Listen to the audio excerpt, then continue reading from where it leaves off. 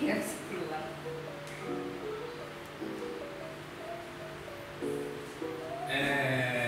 Nova, ngapain sih lu, Nov? Lukis coy. Kelihatan Lu lukis apaan sih? gunung. Oh, gua melukis gunung. Lu kalau mau lukis kayak gini, anjing gue lah. Lu bisa lukis. Anjay. Udah. Lukisan orang, bukan lukisan gue. What's up? Udah.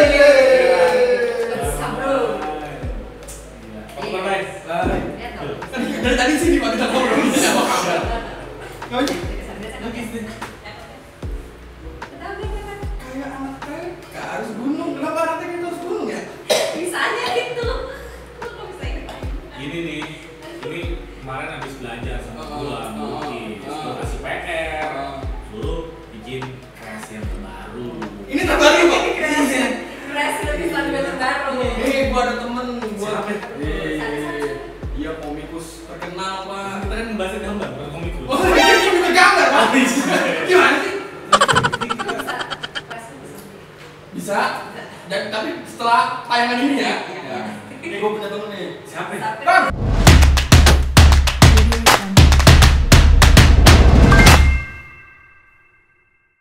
Ini mah kenal anak gang ini. Saiki. Bener. Saikin Pak. Saikin.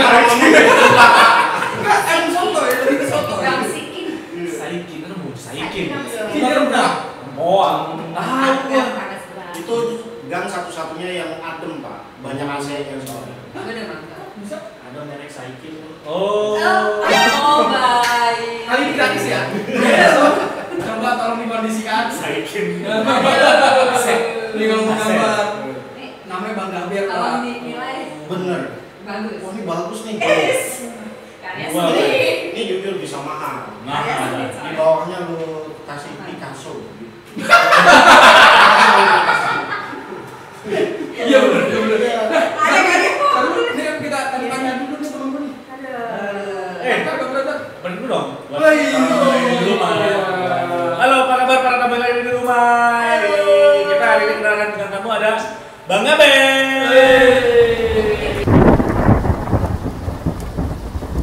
Picasso. Halo Bang, apa kabar Bang? Alhamdulillah baik. Kondisi gua kenal deket. Masa Pak? Deket banget. Lu dari segmen 1 soto itu habis ya Pak? Semua teman dekat Saka. Kan episode kemarin temennya. Oh iya. Di episode kemarin itu temennya nih. Kenal lu dia? Kenal. Oh kenal.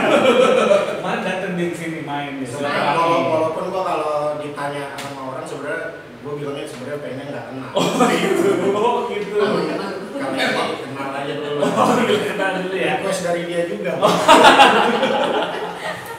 Kalau lu kan dipanggil Bang Gaber, nama asli lu Gaber. Oh Atau Gober. nama asli gua Rizal. Rizal. Kok bisa namanya jadi baik? Nah, Ya biar apa namanya jadi namanya jadi jelek aja. Habis orang kalau bikin nama alias gitu yang keren-keren. Kayak zaman dulu misalnya namanya siapa? Samsudin namanya Kira. Kira Kipoy, baru tuh namanya Kipoy. Tahu nggak nama aliasnya Bayu? Kan? Bayoy. Bayoe. Ah. Iya, ada. Oh yang Ada apa? Ada apa sih namanya? Filosofi. Filosofi. Filosofi. Kok dia kenal apa? Ya sebenarnya apa ya? Panjang sih apa sih namanya? Akhirnya gue nemukan kata Gaber itu. Jadi pada dasarnya itu adalah kesuburan. Karena kalau di apa orang Jawa, terutama Jawa Tengah, Jawa Timur itu Gaber itu artinya jenis kelamin laki-laki. Oh, Kayak gitu. Oh, iya? Itu bener kan ya? Nggak bohong kan ya? Bener. Aku baru tahu sih. Ya ibaratnya orang kalau sering ngatain orang tit gitu. Oh, Kalau sekarang Gaber tuh. Akun jangan lu. Tapi terlepas dari di tatanan sosial kita kan dianggapnya kayak jorok atau tabu gitu. Tapi bagi gue itu adalah lambang kesuburan kan, makanya kenapa kayak Monas saja lambang dari Lingga Yoni. Gitu. Nah, dia ibaratnya kelamin laki-laki dan perempuan. Monas kita aja jorok, Pak. Tapi orang nggak sadar ya. Gue udah tau kan? Gue juga baru tahu sih sebenarnya. Itu apa kalau Monas Bung Karno kayak gitu. Bintangnya. Itu filosofinya lah ya. Filosofi. Ya biar subur lah. Indonesia subur. Karena emang negara Indonesia itu subur banget sih. Benar. Subur. Sampai kemarin kan kalau kita ngomongin kemarin masalah kemarin ya kan ada kita lagi seluruh dunia musibah dengan namanya corona, orang di rumah aja subur tuh istri-istrinya. Benar. Meningkat kesuburan. Meningkat. Meningkat. Suami jadi sering nyiramin istrinya. Bukan nyiram Nggak pagi ya itu ya, nggak pagi ya, nggak pagi, malam gitu. Oh, gitu. Iya betul. Itu baik. Pantesan di jamu pegering laku, Pak. Aku banyak. Cerita tuh awal kali lu. Iya, lu kan suka. Jadi kita mau tahu nih, mungkin buat para tamu yang lagi dulu juga pengen tahu nih, Bang. Sebenarnya kagak niatan berkarir sih, Pak. Cuman kayak Iseng. bukan iseng juga, apa gua ini sebenarnya punya keresahan atau kekurangan berkomunikasi dengan orang gitu. Kayak kita ngobrol gini nih sebenarnya gue agak susah ngobrolnya menata kata gitu. Oke. Tapi pada dasarnya di otak gue itu selalu ada keresahan, ada informasi, ada yang pengen gue sampaikan lah ke orang. Nah cuman gue bingung tuh, gue setiap kalau punya keresahan tapi saat gue pengen informasikan ke orang kayaknya nggak pernah. Nggak ada media buat ngalurin itu ya. Orang tuh bingung kalau gue ngomong, lu muter-muter ngomong gitu. Sampai gue jajal-jajal dengan media kartun. Karena waktu kecil kan gue memang nggak seperti orang-orang komplek lah yang bacanya komik gitu. Orang tuanya mampu beli komik. Nah kalau gue paling bacanya itu di koran. Itu kalau di koran zaman dulu kayak doyok gitu. Nah kayak gitu, di tengahnya tuh ada cergam kan.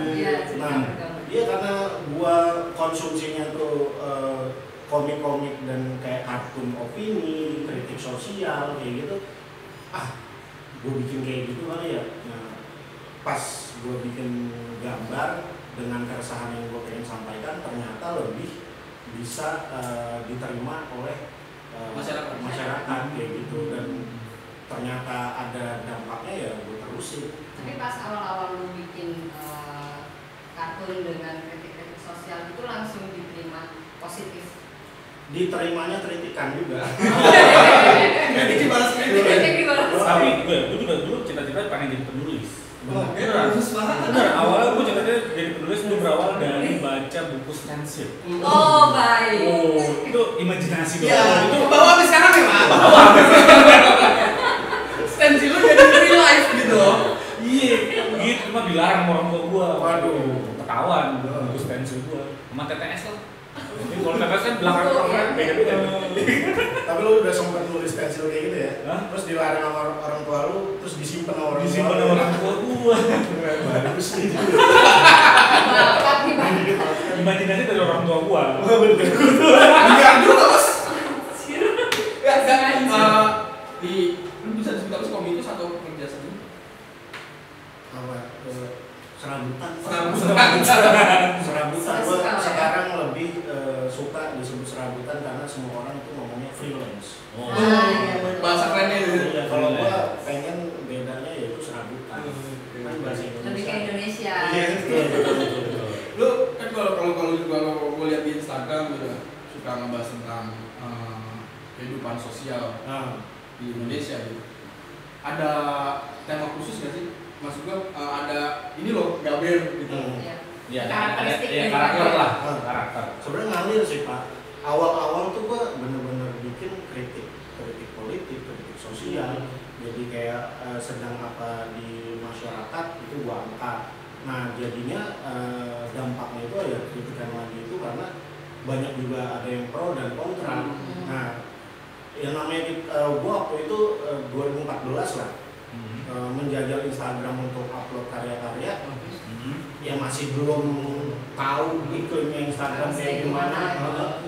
Ya agak baper juga sih melihat komen-komen yang ibaratnya ke bawah ya, ke bawah. pembelajaran buat gue bahwa ternyata gambar yang gue buat, pesan yang gue buat itu ternyata belum bisa nyampe secara utuh gitu. Jadi orang masih salah tafsir. Nah dari situ gue belajar sampai sekarang ibaratnya gue bisa mengemas sebuah masalah itu secara netral gitu. Jadi orang bisa setuju bisa tidak, tapi toh nggak ada yang bisa dikritik juga, nggak ada yang bisa protes lah. Kayak misalnya gue ngeritik presiden, tapi ya gue menggambarkan presiden dan misalnya ada papan namanya yaitu presiden. Jadi nggak ada yang bisa menghujat karena gue tidak menyebutkan nama. Nggak spesifik George Bush misalnya, dia wakil presiden kita, misalnya Putin gitu ya kan. Kok nggak sebut yang gitu? Ya itu kan gue karena udah belajar. Terus cari apa terus? Bilang kan menggambarkan itu secara netral. Berarti pas dulu di awal-awal lu masih pakai emosi. Bener, pakai emosi banget. Jadi kayak gue kebawa, otomatis kayak kita baca berita-berita yang ada di media sosial, di portal berita, pasti ini ngapa pemimpin kita gini banget sih? Nah itu plek-plekan dengan mentah-mentah, itu gue gambarkan ini harusnya nggak gini nih gitu. Nah itu ya itu bagi protes. Tapi pengalaman gue dibandingkan protes kalau gue bikin politik itu lebih parah kalau gue bikin tentang agama. Itu gue pernah ibaratnya 3 hari 3 malam DM sama komen tuh nggak berhenti.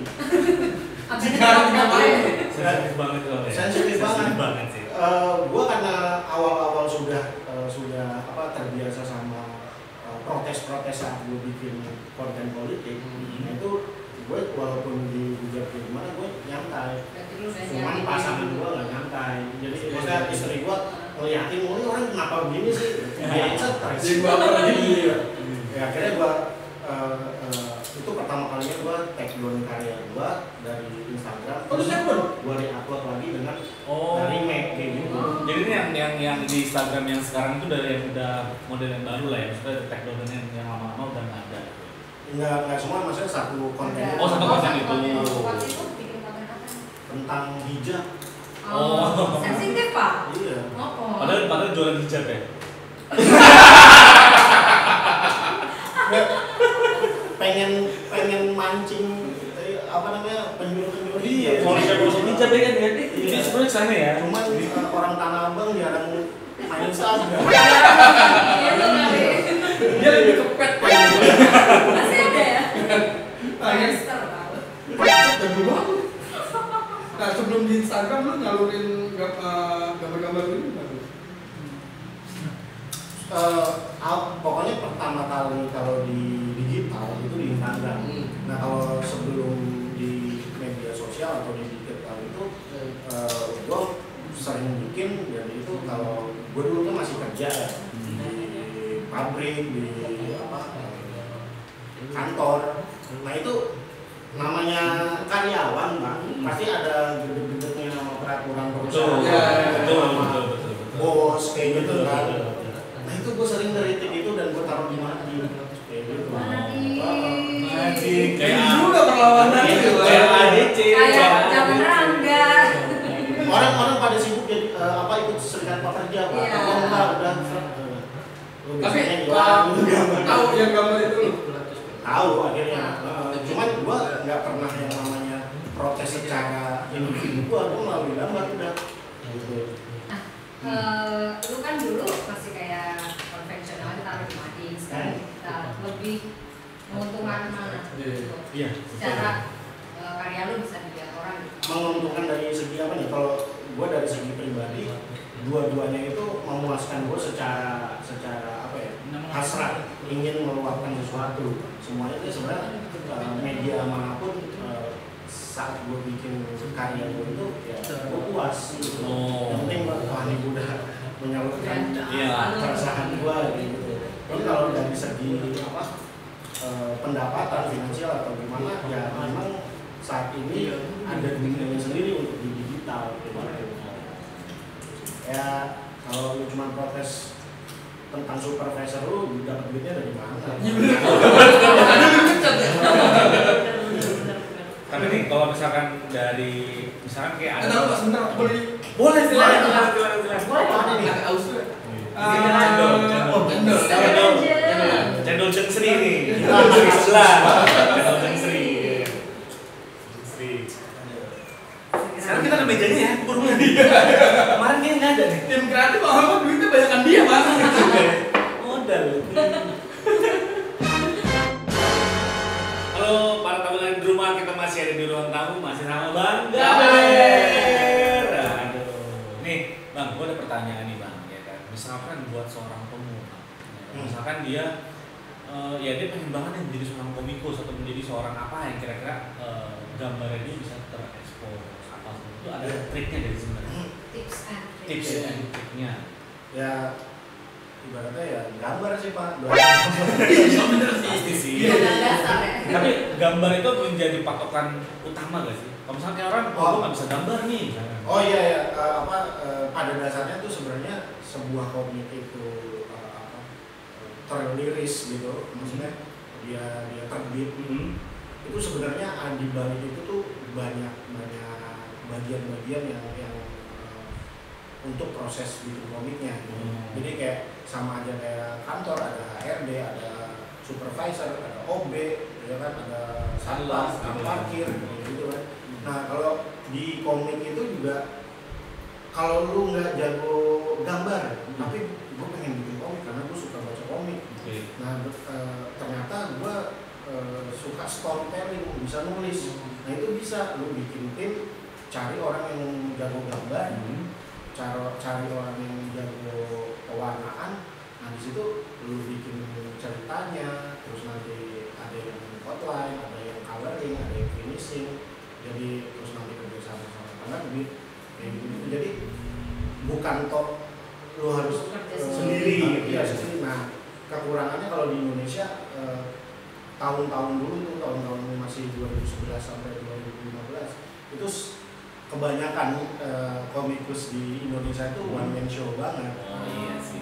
Nah sekarang memang sudah industrinya sudah mulai sudah mulai terbangun, banyak perusahaan-perusahaan komik yang memang fokus untuk menerbitkan sudah mulai lah ya. Iya, jadi di situ sudah kayak Jepang lah. Ya. Ada scriptwriternya, ada khusus spesial coloring artisnya kayak gitu. Jadi kayak salah satunya Bumi Langit itu yang sedang gencar-gencaran dengan Bumi Langit universe-nya itu, menjaga Bumi Langit. Nah itu temen gua ada yang memang dia nggak jago gambar, tapi dia jago bercerita. Tuh, jadi buat para tamu yang ada di rumah, kalian jangan pernah pupus semangat. Kalau kalian bisa menulis ya kalian bisa tuangkan dengan menulisnya. Kalau kalian bisa menggambar, tuangkan dengan cara. Kalau bisa apa-apain juga coba aja cari yang lain. Gitu Tapi kalau ngomongin tadi kan kita ngebahas soal sedikit industrinya ya. Nah, industrinya sendiri biasanya itu sudah berkembang nggak sih? Soalnya gue banyak lah ya yang komikus itu bisa bilang, udah banyak juga yang mengharumkan nama Indonesia. Ya kan? Mengharumkan nama Indonesia kayak salah satu komikus yang orang Bandung gitu kan, kayak Marvel, segala macam. Nah, kalau industri sendiri biasanya sudah mendukung nggak sih? Dari tahun 2000-an sampai sekarang sebenarnya untuk industri komikusnya bukan komik Indonesia itu memang sudah pesat. Banyak komik-komik artis kita yang memang kerja untuk Marvel, salah satunya tadi itu banyak studio-studio di Indonesia yang ngerjain komik-komik Jepang, bahkan animasi Jepang kayak gitu. Nah kita masyarakat Indonesia nggak melihat kita kalah ya sama Jepang, kita kalah sama Amerika, bahkan sama Korea sekarang. Mana karya kita? Ya karena memang komik artis kita itu sibuk ngerjain proyek-proyek luar. Jadi memang karena cuannya lebih gede. Iya sih. Sama tidak terekspos mungkin. Iya. Kan kayak ada satu contoh kayak Upin Ipin gitu ya. Upin Ipin itu sebenarnya kan karya Indonesia yang bener lu Pak? Ini klaim-klaiman lagi. Terbesar lagi ngomongnya. Enggak, gua pernah dengar, salah satu pernah dengar kayak gitu kan katanya Upin Ipin karya Indonesia, cuma akhirnya karena dibeli sama gue nggak tahu tuh bener apa enggak, cuma gue pernah baca sih salah satu artikel seperti itu. Ya itu dan karena makin kesini dan pesatnya pesan dari sosial media kayak gitu, jadi kayak akhirnya para komik artis ini kayak ayolah kita ngembangin buat karya kita Indonesia gitu. Betul. Padahal kualitas udah pasti bisa, bagus lah, itu tidak diragukan lah ya. Iya. Indonesia tidak diragukan. Jadi ya udah mulai benar-benar mencari investor untuk bikin karya sendiri dan original asli Indonesia. Gue juga maksudnya banyak ya, kan kayak anak-anak gue suka nonton film-film animasi kan kayak si Entong, itu gue tuh salah satu karya Indonesia. Sopo Jarwo, itu menurut gue tuh animasi yang benar-benar karya orang Indonesia loh, ternyata kita mampu gitu ya. Dan terakhir gue sangatlah speechless terhadap perkembangan komik-komik artis kita. Kayak temen gue ada dulu satu komunitas sama gue kayak macam si Nopal. Oh iya, Nopal betul. Ya, dulu tuh komik, sekarang bikin animasi dan ya sering trending di YouTube, berarti kan pada dasarnya. Dan itu dia masih one man show gitu. Masih one man show ya? Iya, jadi kayak pada dasarnya kita bisa bikin asli dari Indonesia, nggak usah nunggu job dari luar. Kan sosial media juga. Lu udah berkeluarga ya? Iya. Lu pengen gak sih kalau misalkan nanti anak lu mengikuti jejak karir lu atau lu jangan deh jadi komikus di Indonesia gitu karena nggak ada duitnya misalnya gitu. Oh, gua sih nggak mau nge-direct dia kayak gimana. Terserah aja. Terserah. Tujuannya jadi hamba Allah. Iya. Yang nyumbang nulis hamba Allah. Karena gue ngerasa jadi waktu dulu masih kecil gitu, gue pengen ngelakuin apa yang gue pengen gitu. Walaupun sebenarnya orang tua gue punya keinginan, ini lu baiknya kesini, lu baiknya kesini. Cuman gue pengen ngelakuin ini dan gitu. Dan gue punya keterbatasan keinginan orang tua gue kayak gini dan keinginan gue bertolak belakang. Jadinya kan gue kayak butuh perjuangan untuk membuktikan. Nah, gue pengen nanti kalau anak gue nggak usah ada, gue mau buktiin gitu. Ya lu mau itu nanti berhasil atau gagal, yang penting hidup lu berproses gitu. Nah, kita balik lagi ke tadi pembahasan yang sebelumnya soal industri. Ada nggak sih peran pemerintah soal pekerja-pekerja seni yang kayak lu nih gitu? Berat nih berarti kalau apa menggambar harus berat lah gitu ya. Sebenarnya peran pemerintah itu ada banget. Contohnya ada banget untuk kehidupan sang kreator atau komikusnya. Tapi untuk industri secara nasional itu enggak. Karena memang job-jobnya itu job-job intern pemerintah. Jadi kayak ada salah satu komikus kerja sama kementerian apa? Itu mau tender bos. Kan kalau mau ditanya ada peran pemerintah nggak? Ada. Pemasukan itu kan ya. Pemasukan bang. Jadi kalau misalnya andaikan anak-anak kalian pengen cita-citanya jadi komikus, kalau nggak ada banget. Ada. Industrinya ada banget. Dan uangnya juga besar-besar. Tuh buat para tamu yang di rumah. Jadi kalian jangan menganggap seorang komikus itu di Indonesia tidak berkembang. Ya. Justru malah kalian juga harus percaya nih komikus Indonesia pun juga banyak juga yang mengharumkan nama Indonesia. Itu salah satu komikusnya dari Bandung ya kan, Mas Aryo ya kan, dia salah satu komikus Indonesia yang bikin untuk Marvel. Enggak baik. Betul pak. Betul kan, nah ini kan imigrasi nih. Imigrasi sebenarnya kita masih banyak banget yang bakal kita mau kita obrolin nih sama Bang Gaber. Tapi buat para tamu kalau misalkan pengen tahu tentang Bang Gaber, Bang Gaber itu juga punya podcast ya. Mungkin mau pengen tahu Bang Gaber nih, dengerin podcast Bang Gaber ya kan? Iya, ada di podcast Bang Gaber. Podcast Bang Gaber. Ngomongin hal-hal keseharian, hal-hal yang sedang hype dari sudut pandang yang beda. Oke. Gue terakhir. Jika suatu saat seorang Bang Gaber ini sudah berumur udah tua nih, apa yang mau dilakukan? Selain misalkan gue jadi komikus sudah sampai sini, lu pengen ngapain? Bertani ya. Siapa? Mantap. Jadi petani. Gue pengen swasembada. Gue